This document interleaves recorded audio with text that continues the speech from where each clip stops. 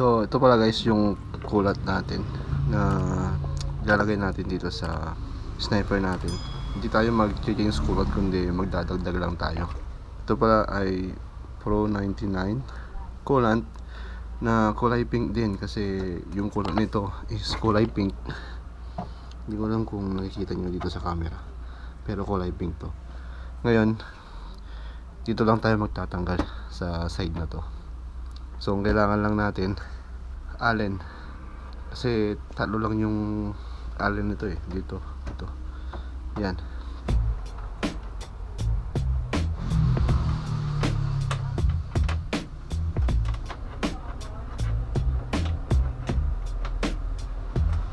So ito yung tatlong tornilyo, puro allen to yan. So ang pagtanggal dito ganito lang, pisilin mo lang ganito. Yan, tatlo. Tapos dito sa baba yan. Teka, hindi kaya ng isang kamay.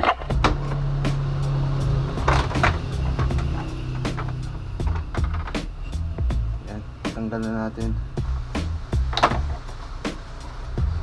So yan na, tanggal na natin yung side bearings dito sa left. Then ito na, bumugad na yung kulat natin. Yan, nasa low na, pero okay pa rin naman yan. The reason is bakit magdadagdag ako ng coolant, kasi itong mga nakarang buwan kasi nagdisgrasya tayo, na-aksidente tayo, tumba yung motor, tapos may nagtagas na coolant. Para hindi tayo magka-problema sa daan, magdagdag lang tayo ng coolant, kasi eto, wala pa namang isang taon tong motor na to. Nasa 6,000 odo pa lang tong motor na to.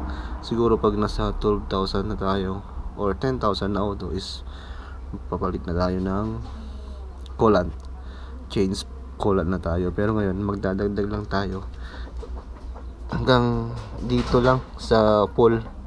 Okay na yun. Kulay pink pa rin. Ayoko kasi yung halo, kasi pag example nagdagdag tayo ng kulay blue, baka iba na yung kulay. Diba? Mas maganda pa rin na kung ano yung kulay ng coolant mo, yun pa rin yung ilalagay mo dito. So ang diskarte natin dyan, siyempre kailangan natin ng embudo. Eto, yan, diba? Para ipasok lang natin dyan. Yan tanggalin lang natin yung takip dito, saka natin to ipasok. Yan, para hindi tayo mahirapan. Pero siyempre, para maniwala kayo na 6,000 odo lang itong motor na to, open natin.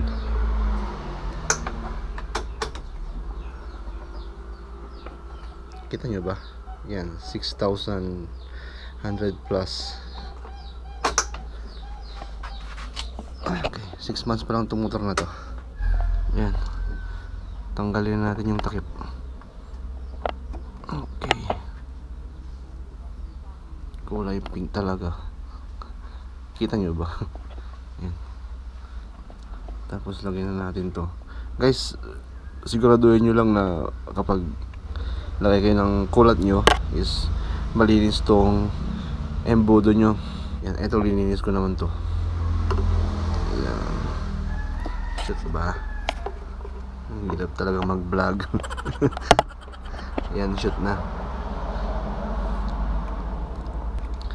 Saka natin dadagdagan.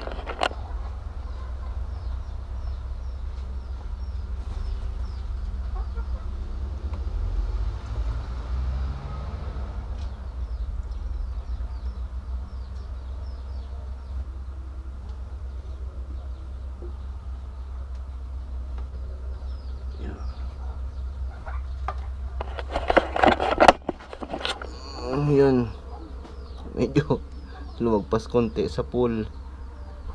Ayos lang naman, kahit dito lang sa mismong taas ng fall, dito sa salitang fall.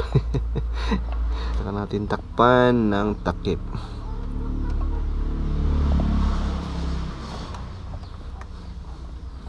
Yan. Okay. para iwas overheat tayo. So kailangan natin ng i-refill ito para sigurado tayo sa daan. Konti lang yung nabawas.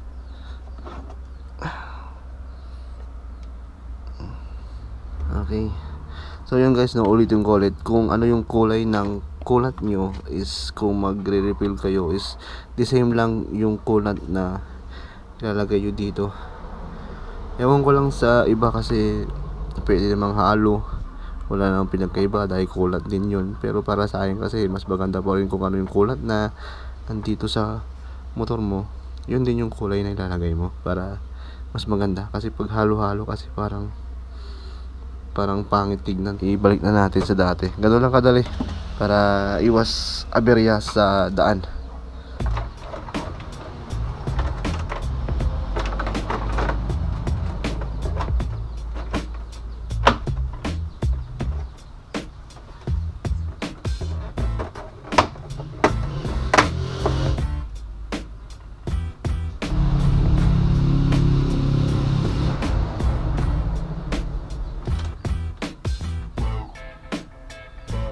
Ayan, tapos na ang ating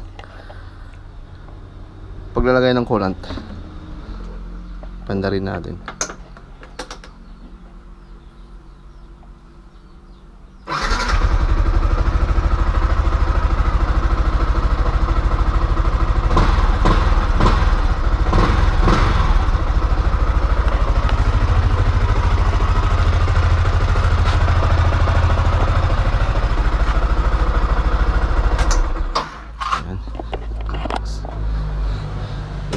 Makikita nyo, ewan ko lang kung pans nyo sa camera,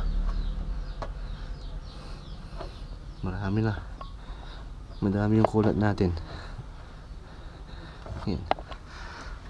So to guys pala is Shopee Gmail lang tayo.